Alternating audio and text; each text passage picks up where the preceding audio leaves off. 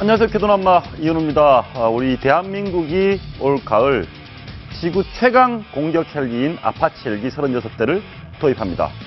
이 헬기에 장착되는 헬파이어 미사일이라는 강력한 미사일이 있는데 지구상에서 미국만 쓰고 있습니다. 그런데 우리 한국에도 도입하도록 결정이 됐습니다. 이 보실까요? 이 헬파이어 미사일 그리고 이 아파치 헬기는 적의 탱크, 사람, 북한과 교전이 있다면 북한의 탱크를 완전히 초토화할 수 있는 무기라고 합니다. 그런데 이 강력한 헬기와 미사일을 민감한 이 시점에 왜 우리 한국이 도입할까요? 그 비밀 잠시 후에 밝혀드리겠습니다.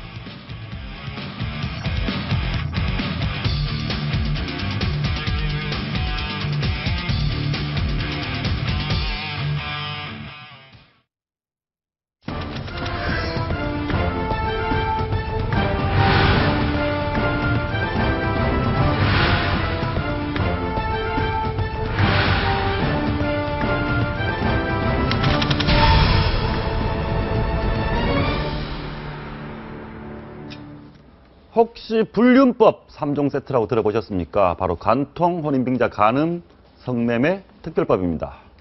그런데 간통죄, 혼인빙자, 간음죄는 이미 헌법재판소에서 위헌 결정이 내려졌습니다. 그런데 성매매 특별법에 대해서도 위헌인지 여부에 관한 논란이 시작됐습니다. 이번 주에 공개 변론이 있을 예정입니다. 이제 불륜 3법이 다 없어지는 것인지 오늘 황장수 미래경영연구소장 김태현 변호사와 함께 얘기 나눠보겠습니다. 어서 오십시오. 예, 안녕하세요. 불륜 3법 그러니까 참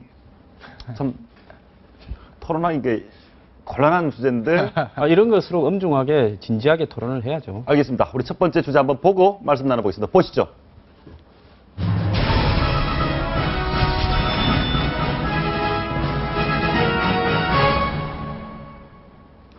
오늘 9일 성매매 특별법에 대한 공개 변론, 헌법재판소 발 공개 변론이 진행됩니다.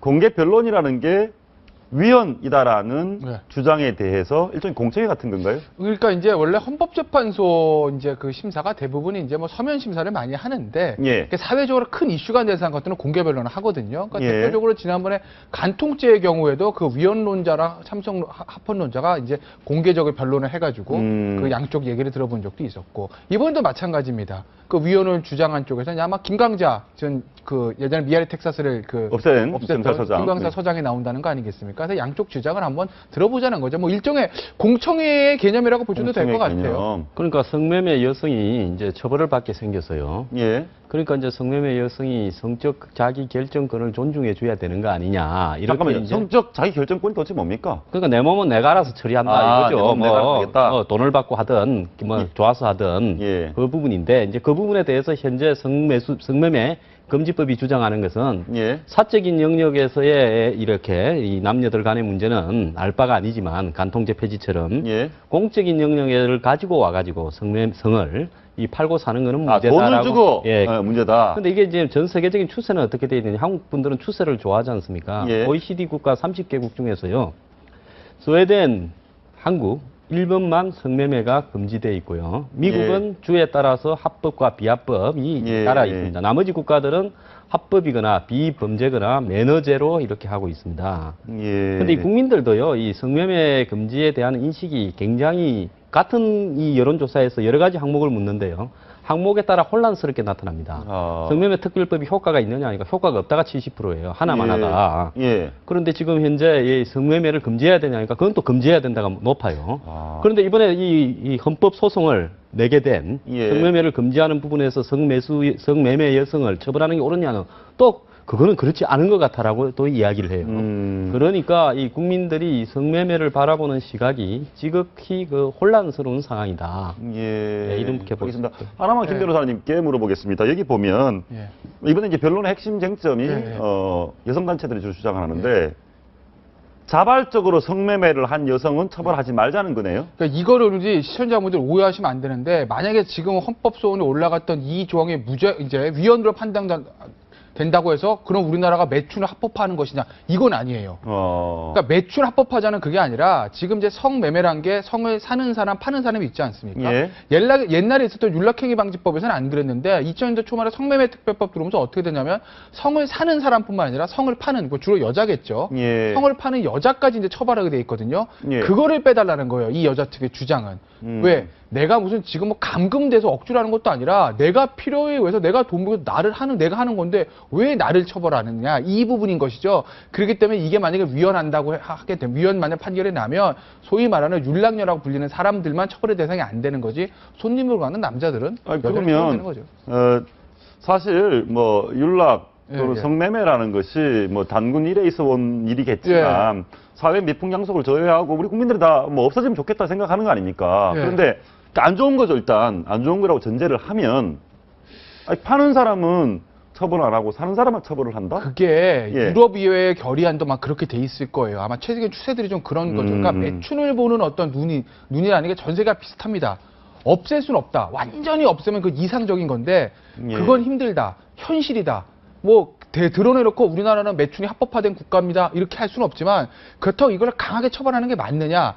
없앨 수 없으면 관리만 잘 되도록 하자. 이게 이제 전세적인 매출에 대한 추세거든요. 아마 얼마 전에 그 타기한 이광효 그 싱가포르 전 수상도 아마 그렇게 얘기를 했다는 것 같고, 매춘, 도박 이런 것들 없으면 좋지만 그게 안 될 거라고 하면 인정할 거 인정하고 관리를 좀 원활하게 하자. 이게 아마 전 세계적인 매춘에 대한 관리 추세일 거예요. 그래서 결국 우리나라 이 성매매 특별법에 대해서 아까 황 소장님 말씀하신 국민들이 보는 시각도 그런 것이죠. 이걸 완전히 없애면 매춘을 합법화하는 건데 그럼 우리나라가 매춘공화, 그건 또 싫고, 그렇다고 해서 매출을 또 강하게 단속하는 건 또 부작용이 있을 것 같고, 그러니까 인정은 하되 국가에서 좀 원활하게 관리하면 어떻겠니? 이게 아마 국민들의 대다수 여론 아닐까 싶어요. 그런데 이 문제를 바라보는 어떤 문제에 있어서요. 사실 뭐 이 한국의 단군 이래, 한국만 단군 이래가 아니라 예. 메소포타미아 문명에서 발굴된 이 각종 유적에도 한 BC 5000년 에도 예. 이게 있었다라는 이야기가 있습니다. 이 직업이요. 예. 김강자 씨 같은 경우에 이제 경찰서장을 할 때 예. 이 사창가를 단속하면서 성매매에 대한 굉장히 강력한 반대 입장을 가졌는데 예. 저분이 요즘은 이 공창 제대로 하는 게 맞다라고 하는 이런 시각을 이야기를 하거든요. 예. 그래서 이제 이 자본주의 하에서 솔직히 이런 부분이 있습니다. 이 몸 외에는 팔 것이 없는 여성이 있고요. 예. 그다음에 여성을 사귀거나 결혼이 도저히 불가능한 저소득 남성도 있습니다. 예. 이런 상황에서 성매매 금지법을 만들어 놓고 나면 그러니까 어떻게 됐습니까? 풍선 효과라 해가지고요. 사창가 눈에 보이는 데는 없어졌지만은 오피스텔로 들어가 가지고 성매매에 대한 어떤 부분은 전혀 어렵지 않은 상태에서 인터넷을 통해 가지고 SNS로 지금 매매하는 부분이 이렇게 되고 있거든요. 예. 이런 부분이 결국은 이 법적인 장벽이 이 암시장을 만들어 가지고 오히려 성매매 가격이나 비위생을 더 높였단 말입니다.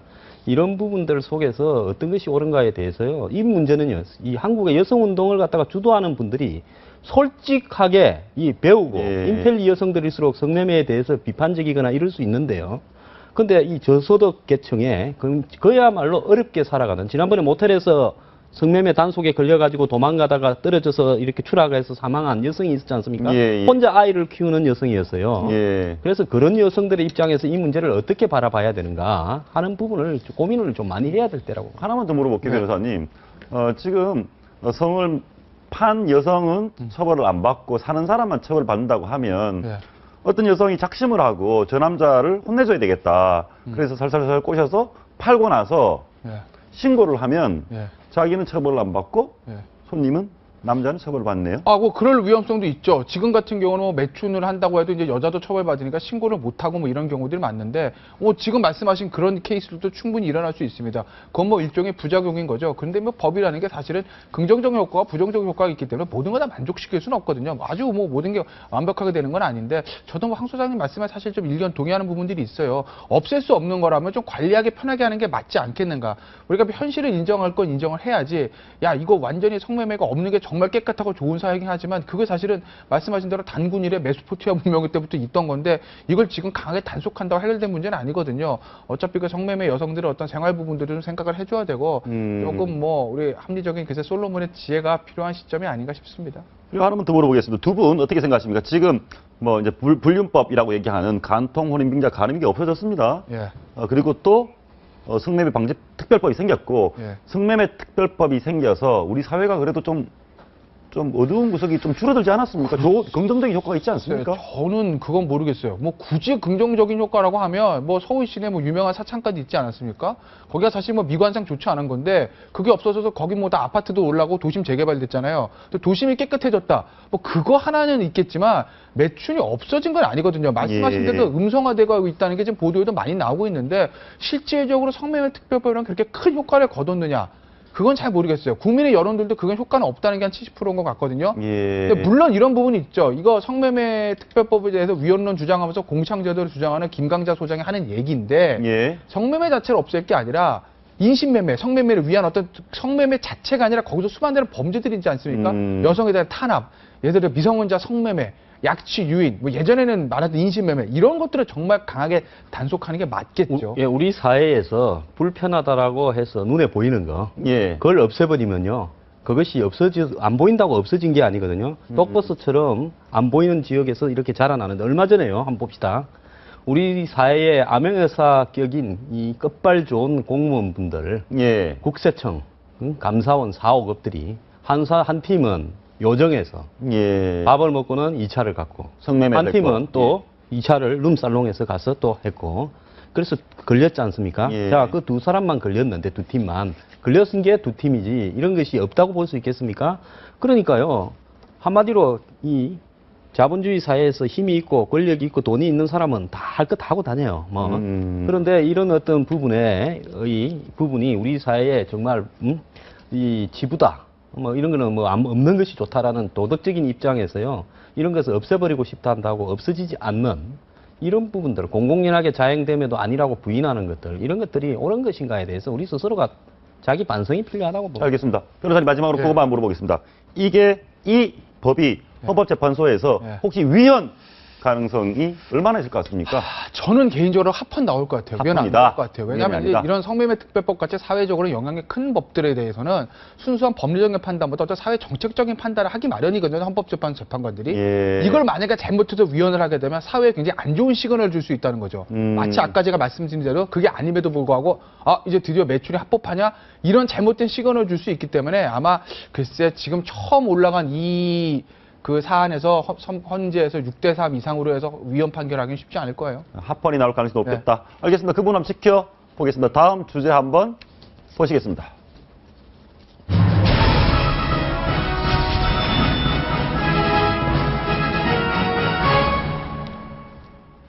조금 전까지 우리가 성매매 특별법 얘기를 했습니다. 우리의 부끄러운 부분, 숨기고 싶은 부분이지만 현실적으로 존재하는 것도 사실인데 우리 사회의 지도층 분 중에서 성추문을 일으키신 분이 많이 있습니다. 먼저 윤창중 전 청와대 홍보수석은 요즘 어떻게 지내시나요?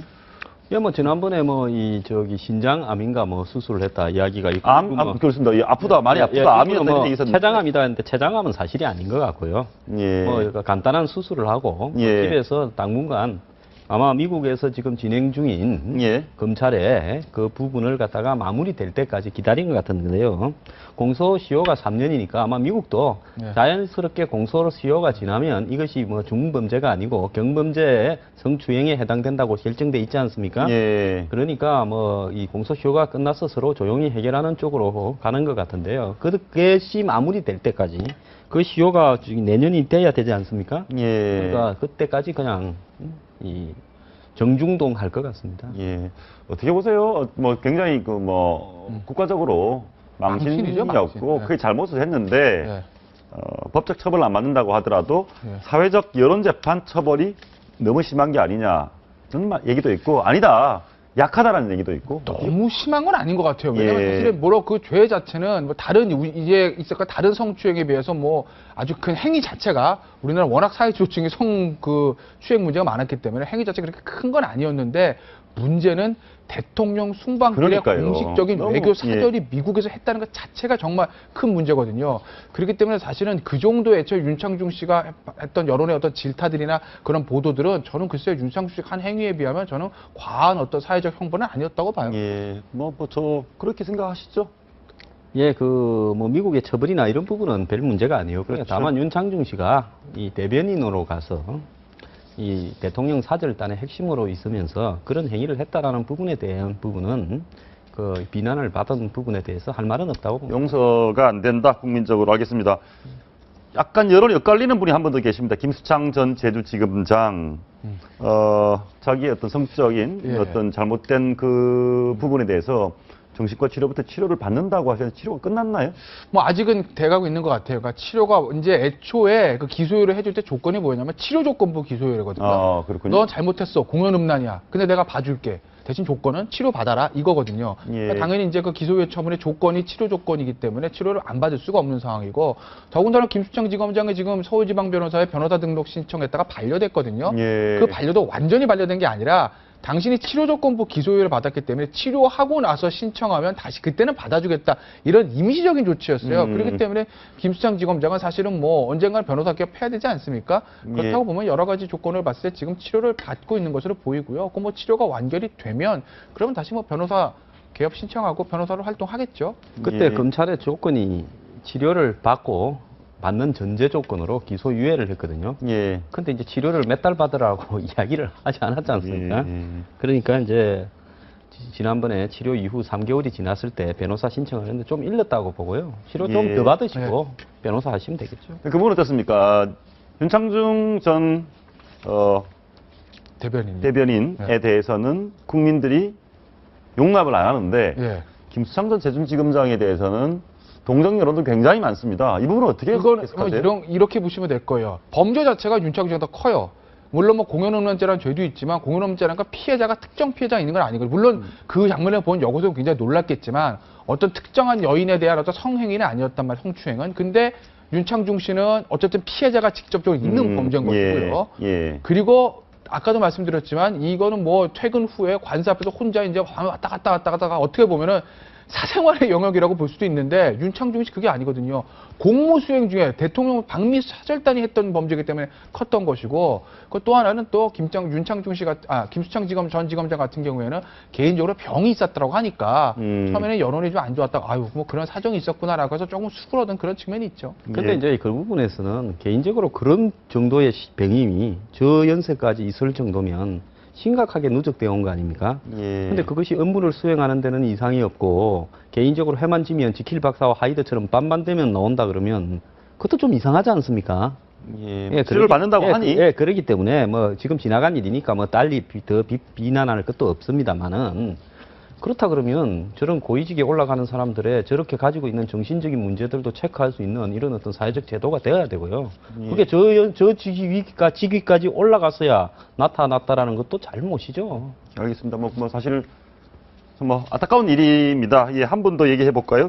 박기태 전 국회의장께서는 건국대 석좌 교수 재임용을 놓고 한바탕 논란이 있었습니다. 뭐 캐지성 희롱 뭐 이 문제와 관련해서 지금 어떻게 됐나요? 그러니까 본인이 결국 이제 학생회랑 건대가 한치의 양보가 없었거든요. 예. 그러니까 원래 그 석자교수 한 건데 이제 재임용이 되는 거죠. 예. 그러니까 건국대학교에서는 야 이게 재판이 완전히 상고심 대법원까지 확정 판결 난 것도 아니고 그리고 이게 무슨 무보수 명예직이고 우리 돈 나가는 것도 아닌데 이걸 재임용 안 할 만한 어떤 사유는 없다라는 것이고 학생회 측은 무슨 소리냐 사회적으로 무리를 일으킨 사람이 무보수 명예직에 석자교수 온다고?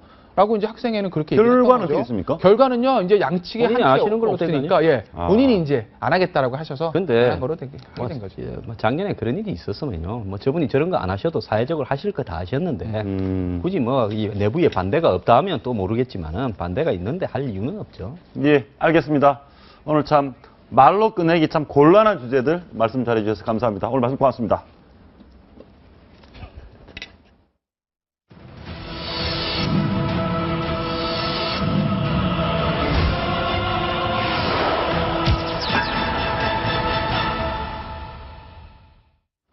북한에서 비밀리에 아무도 몰래 김정일을 보좌했던 점쟁이의 이름이 처음으로 공개됐습니다. 서울 말투를 쓰는 김희경 씨라고 하는데요.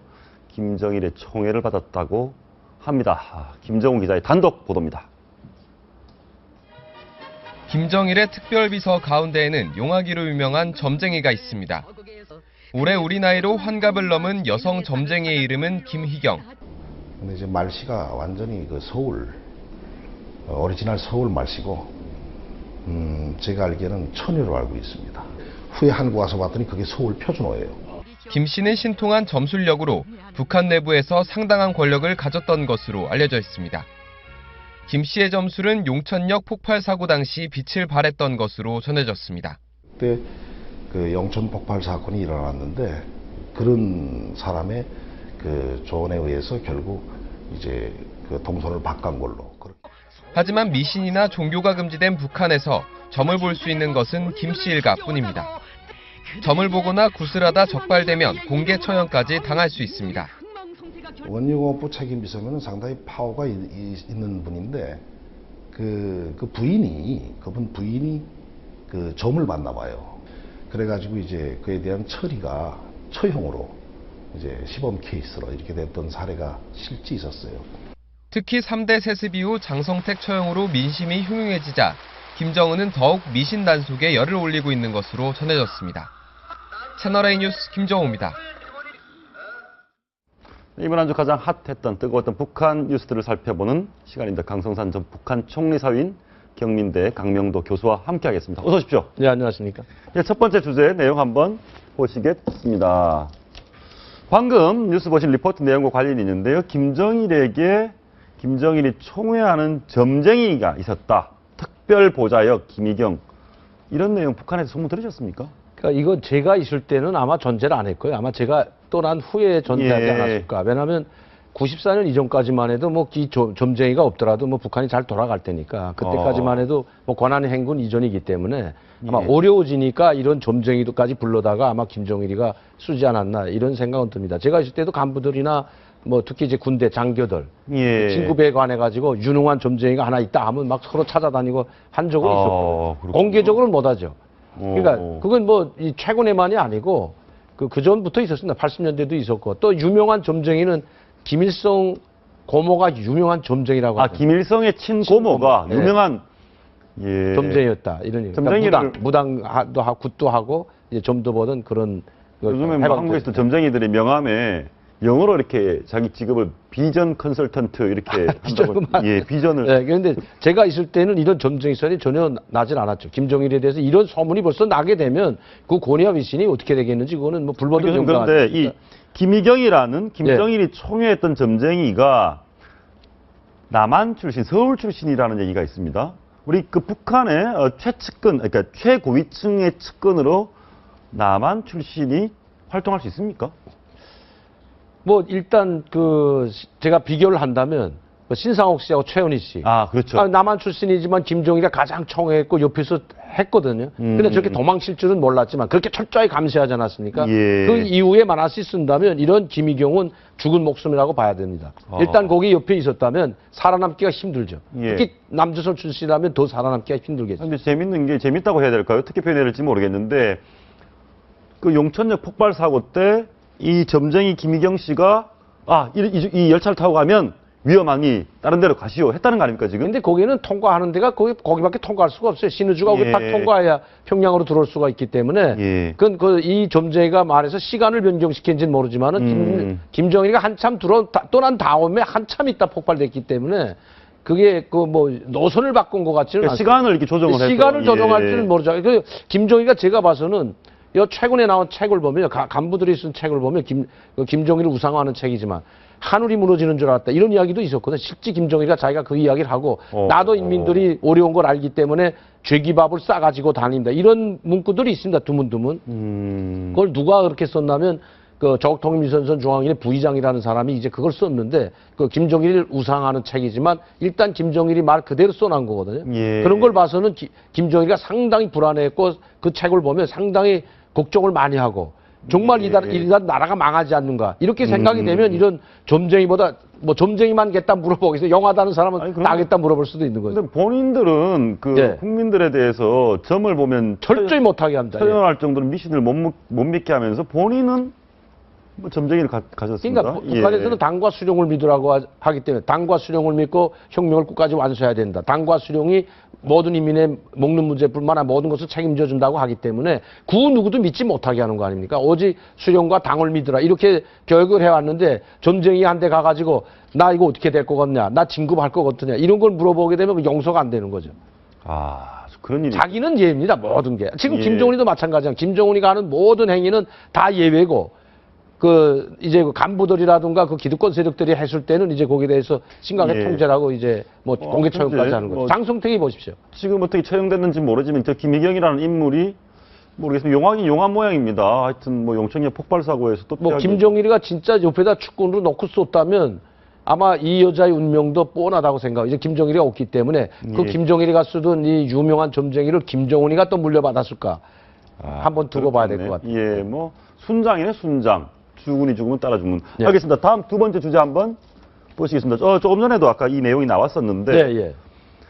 김일성 북한 주석의 마지막 여인이 간호사였다. 이게 가능합니까? 실제로는 그 김성애인가요? 예. 예, 그 사람하고 마지막까지 살았던 거 아닙니까? 김성애라고? 아니 김성희하고 살지만 이 여자가 뭐 김일성의 애인이나 부인으로 나타나진 않았을 겁니다. 예. 간호사는 항상 따라다니까요.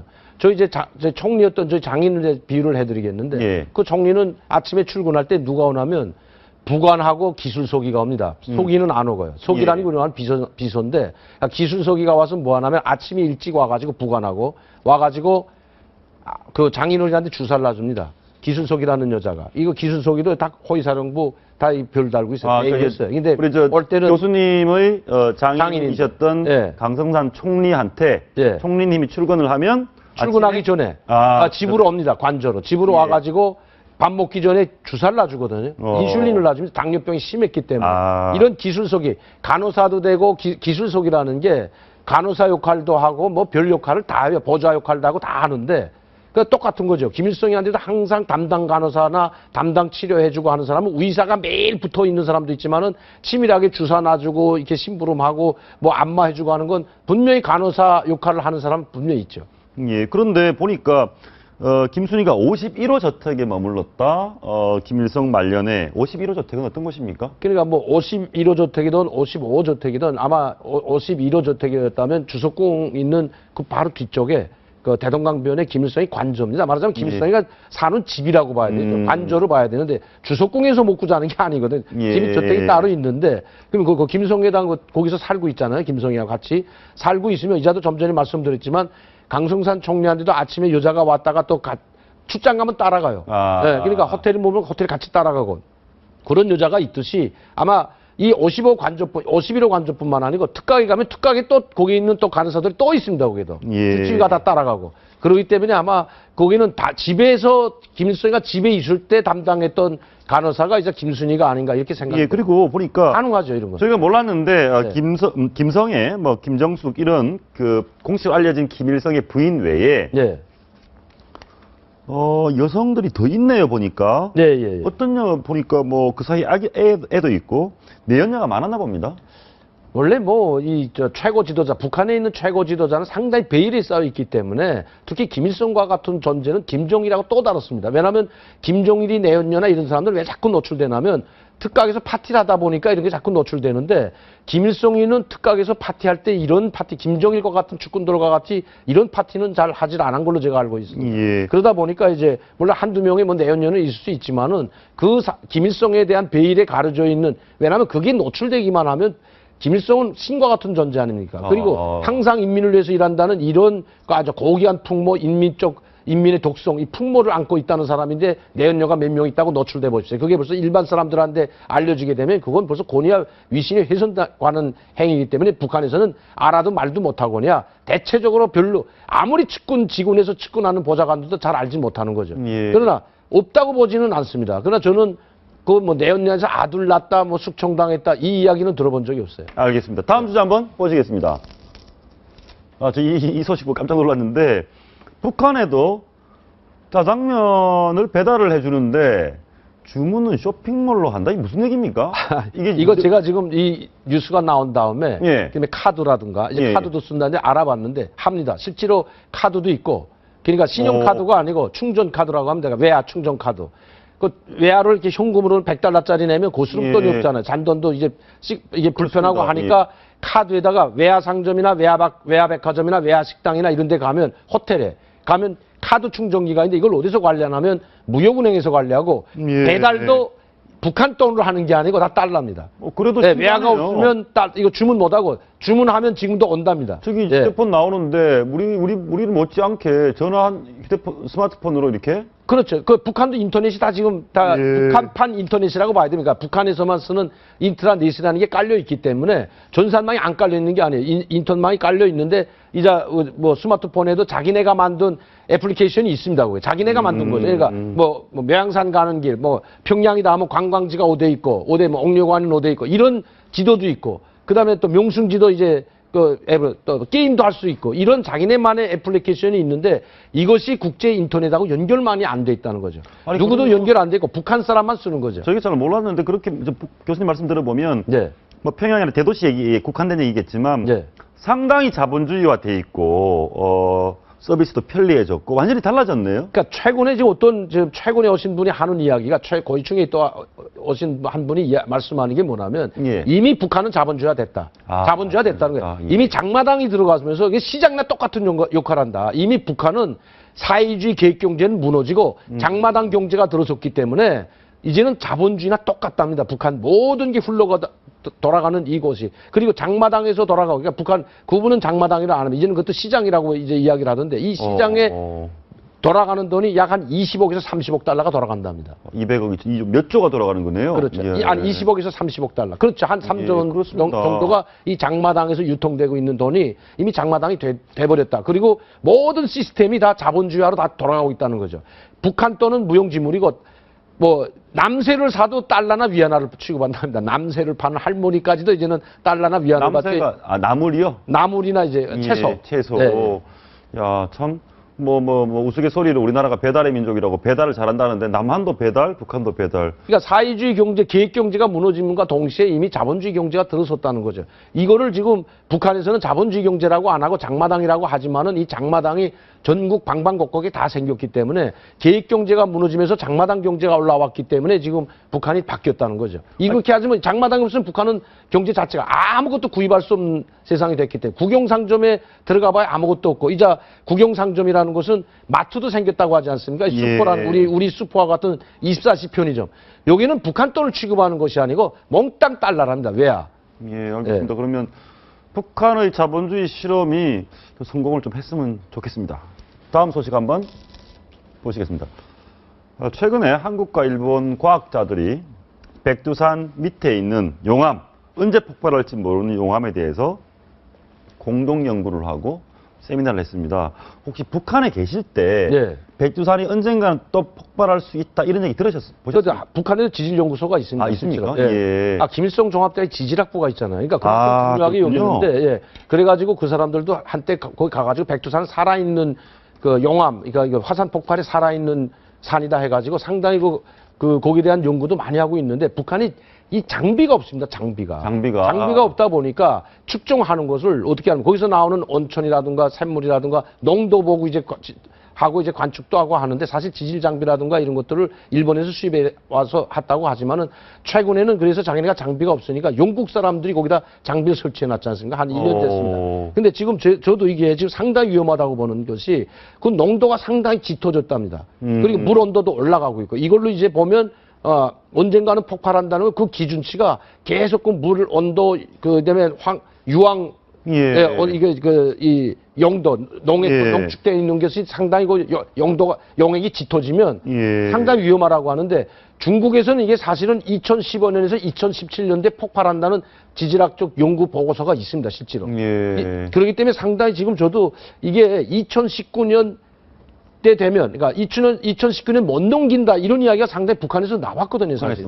네. 일반 국민들은 모르죠, 이런 얘기. 전혀 모르죠. 전혀 모르고요. 북한 백두산이 폭발한다는 소리 전혀 모르고 있죠. 아까 말씀 주신 재밌는데 김일성 종합대학교의 지질학과 예. 여기는 뭐 수재들이 가는 곳입니까? 그렇죠, 지질학부. 지질학부. 네, 뭐 지질학부라고 해서 백두산만 연구하는 것이 아니고 북한의 지하 자원도 연구하고 다 연구하고 캐고 조사하려면 지질학부가 필수적인데 이 지질학부가 바로 종합대학에 있다는 거죠. 종합대학에 있다. 그러니까 그걸 상당히 중요시 여긴다는 겁니다. 그런데 지금 제가 봐도 이게 지금 상당히 위험할 것 같습니다. 근데 북한이 이게 대책이 돼 있냐? 전혀 안 돼 있습니다. 북한에도 각 도마다 소방서가 있고 군마다 소방서가 다 있는데 소방시설이 얼마나 열악하냐면 양동이하고 박계주하고 소방시설이라는 게 학교에도 그렇게 되죠. 박계주로 놓고 양동이로 놓고 불갈고리 이게 뭐 꼬리는 거 있잖아요. 갈고리처럼 나무에다 길게 해가지고 갈고리 형태로 걸어놓은 그게 전부기 때문에 만약에 이런 백두산이 폭발한다면 그 대책이 대비가 전무하다는 거죠. 혹시 북한에도 그런 건 있습니까? 뭐 지진이 난다든가 이런 경우에 경보 시스템이랄지 전혀 제가 알고 있기에는 전혀 없는 걸로 알고 있어요. 전혀 없다. 물론 북한에서 북한의 평양시에는 뭐 대피 시설이라든가 어떻게 하면 대피해야 된다는 평양에 관해서만 하겠지만 일부 탈북자들 다른 지역에서 온 평양을 제한 탈북자들은 아마 그런 시설조차 있는 것도 모를 겁니다. 마지막 교수님 하나만 좀 더 물어보겠습니다. 백두산 얘기가 나왔으니까 북한 국민 중에 백두산 김정일, 김일성이 백두혈통이라고 하니까 백두산은 한 번씩 죽을 때까지 한 번은 다녀옵니까? 죽을 때까지 다 못 다녀오고요. 이제 그 간부들만 그러니까 뭐 중대 정치돈이라든가 중대장이라든가 장교들 그리고 대학에 다니면 일단 5년제 대학에 들어가면 무조건 한번 백두산 답사를 해가지고 갔다 옵니다. 그건 기차 타고 가는 게 아니고 걸어서 갔다 와요. 교수님 다녀왔죠. 당연히 대화죠. 외고대학 때 당연히 다. 이건 누구나 코스로 조기대복 빨사로처럼 입고 군복처럼 입고 옛날 항일 빨산 입었던 옷처럼 또 가고 각기반도 하고 이거 흉띠 다 메고 모자 오각별 달고 그렇게 하고 갔다 옵니다. 하나만 더 물어보겠습니다. 혹시 중국 쪽에 붙어 있는 백두산하고 북한 쪽에 있는 백두산하고 어느 쪽이 더 보기가 좋습니까? 북한 쪽의 백두산 쪽은 좀 경사가 만만하고 이쪽 중국에서 백두산을 저도 가보았지만 가보면 가파로 와서 내려갈 수가 없어요. 근데 북한 쪽엔 상당히 그 경사 만만한 것이 상당히 많기 때문에 백두산 천지까지 내려가기가 상당히 쉽습니다. 이번에 김정은이나 김정일이나 김일성이가 백두산 천지에서 찍은 사진 자갈밭 같은 데서 상당히 나지막하고 언덕처럼 되어 있거든요. 그런데 이쪽 중국 쪽에서 내려면 완전히 깎아지도 절벽이 내려갈 수가 없죠. 우리 한국에 계신 많은 분들도 백두산 관광 좀 갈 수 있는 시대가 빨리 좀 왔으면 좋겠습니다. 오늘 말씀 고맙습니다. 네, 감사합니다.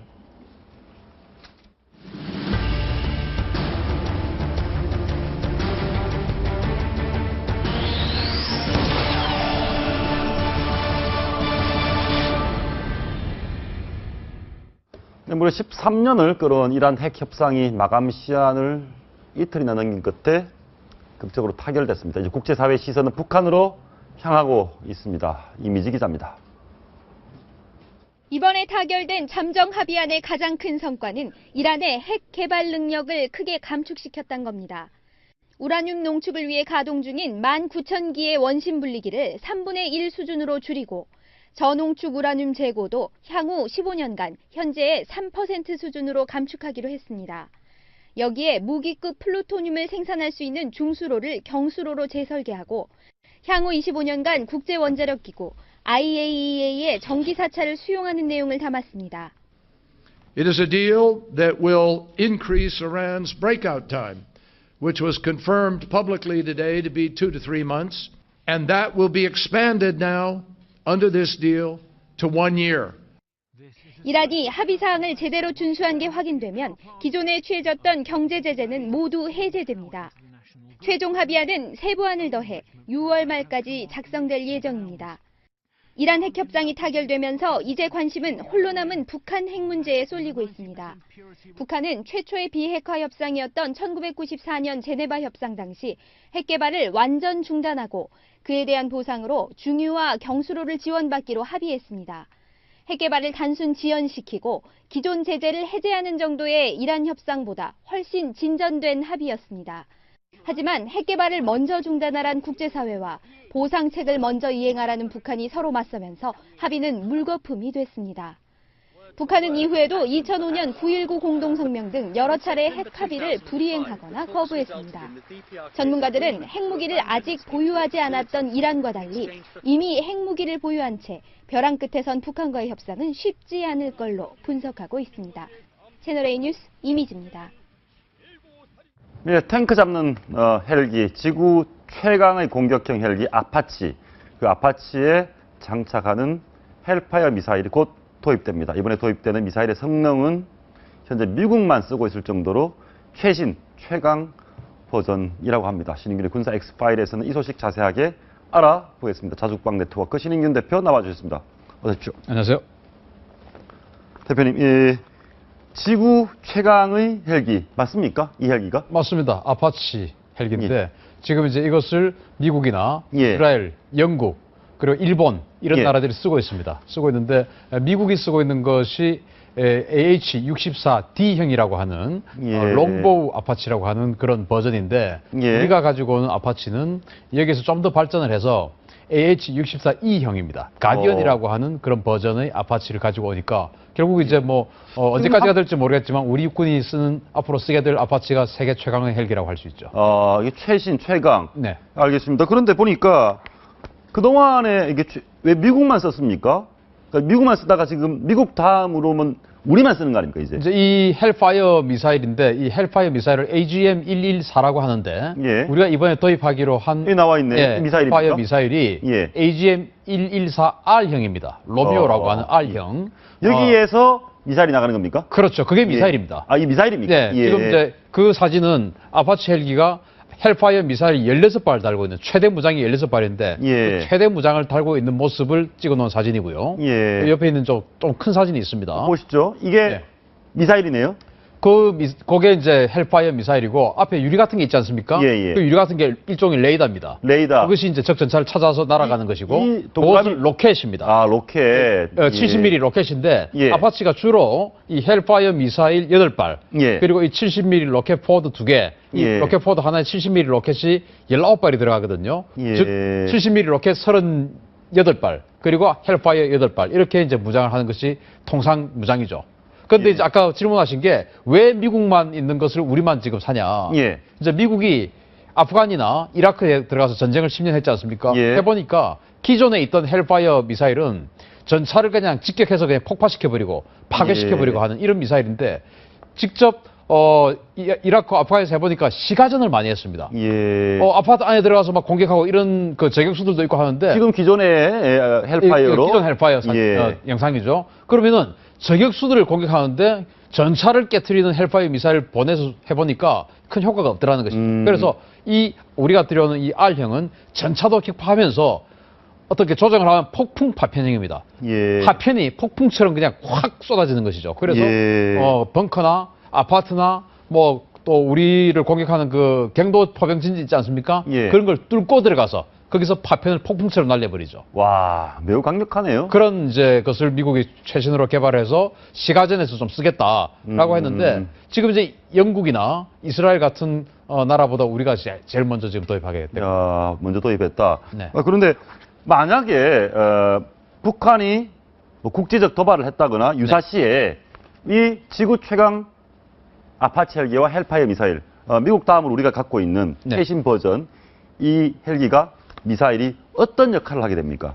북한이 전차를 한 4,000대 갖고 있지 않습니까? 그게 많습니까? 네. 예. 우리 전차는 다 합해서 2,400대고 예. 북한 전차는 한 4,000대 됩니다. 예. 그러면은 그 4,000대의 전차가 만약에 쏟아져서 들어오면 예. 우리 전차가 구석구석 다 막아야 되겠지만 예. 뚫리는 경우도 생길 수가 있습니다. 그렇습니까? 즉 또 우리 전차와 북한 전차가 계속 전투를 하게 되면 아무리 우리 전차가 더 세다 하더라도 우리 전차도 격파될 수 있죠. 그래서 아파치가 제일 먼저 그냥 북한 전차나 기갑부대를 쓸어버리는 그런 예. 역할을 하고 그 잔당을 근근히 살아남은 것을 우리 전차가 격파하죠.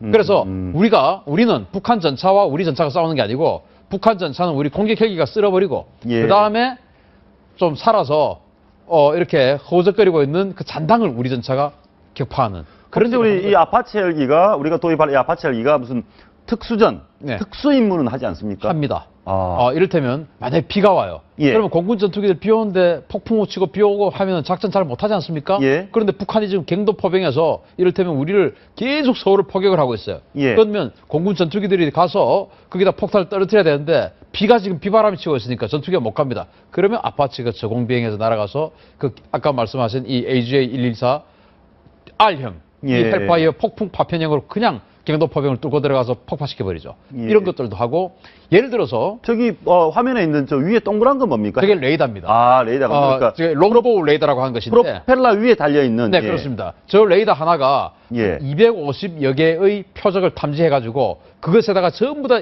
인접해 있는 공격 헬기와 또 다른 헬기들과 네트워크를 다 주고받으면서 너는 이 표적, 이 표적, 이 표적, 이 표적. 그 헬기 위에 있는 8개를 프로펠러 위에 있는 동그라미, 저 동그라미 저게 레이더입니다. 예, 레이더. 그래서 너는 1번부터 10번까지를 공격해. 예. 너는 1번부터 10번부터 20번까지 공격해. 이렇게 표적 분담을 해주는 그런 역할을 하는 지휘 레이더, 지휘 헬기입니다. 저 레이더가. 아, 굉장히 그래서 이제 강력하네요. 예. 256개의 지상 표적들을. 그러니까 저게 또 있으면은 뭐 숨어 있는 것들 꼬물꼬물한 거 다 보는 겁니다. 그러니까 저 레이더가 엄청나게 비싸죠. 엄청나게 비싸고. 수백억 하는 겁니다. 저 레이더가. 그럼 완전 무장했을 때 이 아파치 헬기 한 대, 헬파이가 합쳐서 얼마입니까? 헬파이어는 지금 이번에 우리 수입하는 가격을 보면 한 발당 한 2억 정도 하고요.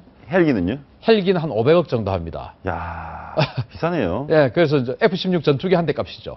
그러네요. F-16 전투기 한 대 값이 헬기다. 맞습니다. 우리가 몇 대 도입하는 거죠? 36대 도입합니다. 예. 36대 도입하고 북한이 전차가 워낙 많으니까 한번 보시죠. 네. 북한의 전차 한번 보시죠. 그러니까 우리 지금 헬파이어 미사일과 지구 최강 아파치 헬기가 저 북한의 전차들을 타격하는 거죠. 이제 북한이 가지고 있는 전차 중에 제일 이제 낮은 등급이 59식 전차. 야. 네, 저거는 뭐 거의 후방에 노농적이군을 비롯한 후방 군단에 배치가 되어 있고 꼴등품으로 보이고요. 전방 군단에는 이제 다 여기 성군호, 폭풍호, 천마호 전차들이 배치가 되어 있을 것으로 봅니다. 예. 이를테면 천마호 전차 같은 경우는 115mm 주포고요. 예. 이게 이제 과거 소련의 T-62라고 하는 전차를 개량한 겁니다. 북한이 스스로. 예. 그리고 이제 폭풍호는 그걸 더 개량했고 이제 성군호가 문제인데 예. 성군호는 보시죠. 이제 성군호가 왜 문제입니까? 덩치를 훨씬 더 키웠어요. 예. 덩치를 훨씬 더 키우고 성군호 앞에 보면 이 바둑판처럼 생긴 무슨 또 추가 장갑이 있습니다. 예, 그런데요. 그래서 우리 K1 전차가 저 장갑을 뚫을 수가 없어요. 예전에는 천마호 정도까지만 되어도 우리 K1 전차의 105mm 포탄 한 발이면 저걸 깨트릴 수가 있었는데 성군호 정도 가면은 우리가 깨트릴 수가 없어요. 성군호는 우리가 깨트릴 수 없다. 그럼 어떡합니까? 그러면은 이제 아파치가 해결해줘야죠. 아, 아파치가. 예를 들어서 우리 K1 전차가 천마호를 발견을 하면 우리가 한 방 날리면은 천마호가 주저앉을 수가 있죠. 예. 그런데 예를 들어 성군호를 한 방 날렸는데 성군호가 주저앉아고 포탑을 우리 K1으로 돌리면은 우리가 역공 맞으면 우리가 개파당할 수 있지 않습니까? 예. 그럼 우리 K1 전차가 성군호를 발견하면 공격을 마음대로 못하게 되는 것이죠. 그때는 아파치가 와서 위에서 공격을 해줘야죠. 그래서 아파치가 필요한 거고. 그런데 그렇게 이제 우리가 공격 헬기나 이런 걸 많이 가지니까 예. 북한이 폭풍호, 성군호 이런 데다가 미사일을 달았습니다. 보시죠. 이 폭풍호 저희가 한번 위에 보겠습니다. 보면 여기에 네. 있는 여기 있는 요게 미사일인가요? 거기서 왼쪽에. 아, 여기요? 그겁니다. 예, 아, 위에. 예. 요거. 그게 이제 예. 화승총이라고 하는 미사일인데 예. 한 3에서 한 5km 정도 날아갑니다. 이 미사일이 왜 위험합니까? 그러니까 우리 이제 그 공격 헬기가 저 폭풍호를 공격하려고 하는데 저 폭풍호 전차가 헬기를 발견하고 저게 지대공 미사일이거든요. 예. 휴대용 지대공 미사일입니다. 저것으로 우리 헬기를 반격할 수가 있죠. 그런데 이제 제가 이 아파치 정도 되면 저 반격을 당하지 않을 확률이 굉장히 큽니다. 왜냐하면 예. 저 폭풍호가 저 미사일이 우리 아파치를 공격하려고 하면 레이더가 켜지게 되면 아파치가 그 레이더를 감지하고 바로 먼저 공격해버리죠. 예. 저 폭풍호의 레이더가 이를테면 부팅이라고 하죠. 부팅되는 한 10초 걸립니다. 그런데 우리 공격 헬기 아파치 말고 지금 쓰고 있는 코브라라고 하는 공격. 한번 볼까요? 코브라. 예, 코브라 한번 예. 보시죠. 그 코브라를 지금 우리 육군이 한 70대 정도 쓰고 있는데 이 코브라도 멋있게 생겼는데. 멋있게 생겼는데 예. 지금 정리를 잘 해놓으셨네요. 빨간 여기 있습니다. 원을 해놓았고 거기 화살표를 해서 저 옆에 지금 미사일이 보이지 않습니까? 예. 저게 토우라고 하는 미사일입니다. TOW, 토우라고 하는 미사일인데 예. 이게 이제 우리 코브라가 사용하는 전차를 파괴하는 미사일인데 워낙 느려요. 예. 속도가 이를테면 이 코브라가 한 3km 전방에서 지금 화면에 나오고 있네요. 예. 3km 전방에서 그 토우를 쏘면 이게 그냥 알아서 날아가는 게 아니고 저 뒤에 지금 우리 화면에는 안 보이지만 빨랫줄 정도 같은 낚싯줄보다 훨씬 굵은 선이 연결되어 있습니다. 헬기하고 미사일하고 그 선을 계속 유도를 하고 있는 겁니다, 지금. 예, 저 날아가네요. 예, 저 뒤에 지금 선이 있어요. 선을 지금 유도를 하는데 그 3,000m에서 날아가는 시간이 9.3초 걸립니다. 생각보다는 굉장히 느리네요. 어마어마하게 느리게 날아가죠. 예. 그러면 그때 만약에 북한군 아까 말씀드린 그 화승총이 공격을 한다든지 아니면 기관총으로 그냥 공격한다든지 하면은 우리 코브라 헬기가 격추될 수 있죠. 자, 알겠습니다. 그럼 지금 여기에 지금 우리나라 주력 헬기인 네. 코브라 헬기인데 코브라 헬기에서 갖고 있는 토우 미사일은 쏘면 날아갈 동안 이 헬기가 계속 봐줘야 되고 예. 계속 유도를 하고 있어야 됩니다. 속도가 너무 느리고 그래서 격추당할 네. 우려가 있다. 그러면 지금 이번에 도입하기로 한 헬파이어 미사일은 가만히 안 있을 이를테면 헬파이어 미사일 같은 경우는 우리 뭐 컴퓨터에 마우스 같은 게 있지 않습니까? 예. 클릭하고 발사 버튼 딱 누르면은 자기가 알아서 그냥 날아가고 그렇군요. 또 다른 데 가서 또 클릭하고 또 날리고 또 다른 데 가서 클릭하고 알아서 날아갑니다. 그러니까, 그 상대가 도망가도 또 쫓아가고 알아서 쫓아가고 그러니까 유도 미사일이죠. 지금 우리가 갖고 있는 주력 이 미사일은 쏘고 나서도 계속 이렇게 조정을 해줘야 되는데 그리고 어마어마하게 느리게 날아가고 헬파이어 초음속이죠. 헬파이어는 쏘고 나면 자기 알아서 날아가고 도망가도 쫓아가고 따로 쫓아가고. 유도해줄 필요도 없고 그러니까 가격이 이제 한 2억 정도 하는 것이고 뭐 그런 것인데 우리 육군에서도 지금 스스로 헬파이어급의 지금 그 미사일을 대전차 미사일을 개발하려고 지금 하고 있습니다. 현궁이라고 하는 것을 만들어서 하려고 하는데 아무튼 이 토문은 사실 굉장히 위험한 거죠. 알겠습니다. 9초나 걸리니까 날아가는데. 북한도 알 거 아닙니까? 우리나라가 이렇게 최강 막강 헬파이어 미사일 네. 그리고 지구 최강 아파치 헬기를 도입한다. 네. 알면 북한은 어떻게 대응합니까? 북한은 이제 아까 말씀드린 그 전차에다가 화승총 같은 지대공 미사일을 달아서 대응을 하고 하는데 이제 북한도 사실은 탱크와 탱크끼리 이렇게 맞붙는 것을 두려워하죠. 누가 이렇게 받아갈지 모르니까. 그래서 북한도 공격 헬기를 가지고 있습니다. 그러네요. 네, 가지고 있는데 보니까 좀 저희가 갖고 있는 것보다는 좀 성능이 떨어져 보입니다. 성능이 떨어지죠. 그런데 이 500MD라고 하는 게 예. 우리 육군이 이걸 한 200대 넘게 가지고 있습니다. 아, 북한이 갖고 있는 거 우리도 갖고 있네요? 우리가 가지고 있는 걸 북한이 가진 거죠. 우리가 가진 것을 북한이 과거에 서독으로부터 독일 통일 전에 서독으로부터 밀수했습니다. 60대를 밀수해가지고 우리 한국군 육군의 이 500MD 경공격 헬기하고 똑같은 도색을 해가지고 우리 헷갈리게 만드는 것이죠. 이를테면 우리 육군들이 보병들이 막 작전을 하는데 헬기가 날아왔어. 우리 거다. 태극 마크도 있고. 그런데 알고 보면 북한군이면서 우리를 공격해버릴 수 있는 그런 용도로 쓰려고 60대를 수입을 밀수를 했죠. 서독으로부터. 그리고 이제 여기 있는 밀24라고 하는 공격 헬기가 있는데 이건 무장이 어마어마한 무장 능력을 가지고 있어요.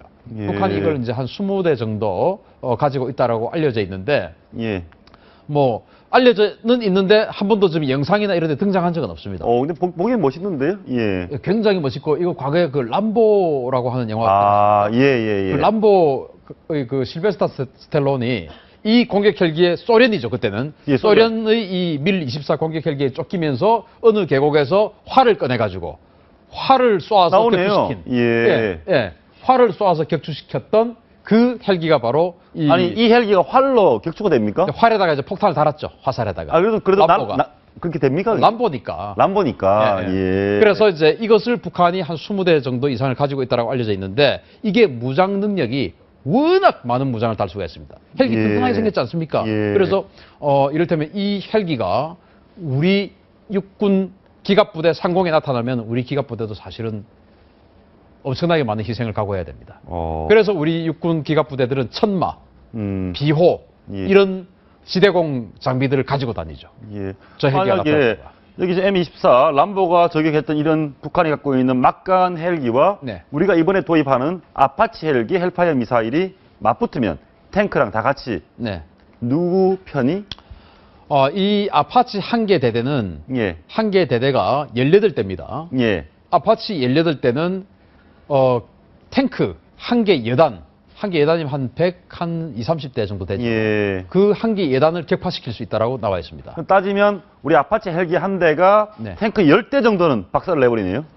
통상적으로 아까 말씀드렸듯이 헬파이어 미사일 8발 그리고 로켓 38개 달고 가니까 그 탱크 8대 그리고 장갑차 뭐 한 20대 정도를 격파할 수 있죠. 한 대가. 그리고 사람이라면 뭐 한 개 대대 정도는 그냥 뭐 아까 폭풍형 탄두라고 했지 않습니까? 파편을 폭풍처럼 그냥 쓸어버리니까 한 개 뭐 산 정도, 산등성이 정도는 그냥 쑥대밭을 만들 수가 있죠. 알겠습니다. 그 하나만 더 물어보겠습니다. 특히 저희는 좀 지금 그때 북한이 또 단거리 미사일을 쐈습니다. 그리고 남북 관계가 최악이고 한미 합동 훈련에 대해서 북한이 연일 비난을 하고 이렇게 굉장히 마찰이 불편한 이런 상황에서 이런 시기에 저희가 이런 헬기를 도입하고 막강한 미사일을 도입한다.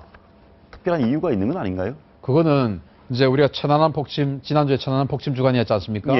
그리고 연평도 포격 도발 이후에 북한이 고안포, 즉 그 장산곶 백령도 바로 건너편에 장산곳 너머의 고안포라고 하는 곳에 공기부양전 기지를 만들었습니다. 70대를 예. 거기다 배치를 하는데 예. 그 공기부양전들이 백령도나 대청도, 소청도 이런 데를 점령할지도 모른다는 우려를 우리가 계속 하고 있다. 아, 그래서- 단순히 미사일 한 방 쏘는 게 아니라 아예 보트를 타고 와서 점령할 수도 있다. 그렇죠. 그런 우리가 지금 계속 제기되고 있는 상황에서 그래서 이 아파치 헬기에다가 저 AGM-114 R형 헬파이어를 장착하는 겁니다. 공기부양전이 수십 대가 막 이렇게 달려오면 예. 그것을 하나하나 헬파이어 미사일을 다 쏘다가 보면 이게 상륙할 수 있지 않습니까? 예. 그래서 아예 파편으로 그냥 공기부양정들을 이번에 쓸어버리기 위해서 도입한 헬파이 미사일은 공중에서 확 파편을 튀니까. 파편을 확 흩뿌려버리죠. 예. 그래서 뭐 아주 탱크 같은 것도 물론 격파할 수 있지만 배, 해상에서는 뭐 군함 이런 것까지 다 공격할 수 있는 그런 역할을 예. 하기 위해서 그 헬파이어 미사일 도입하고 또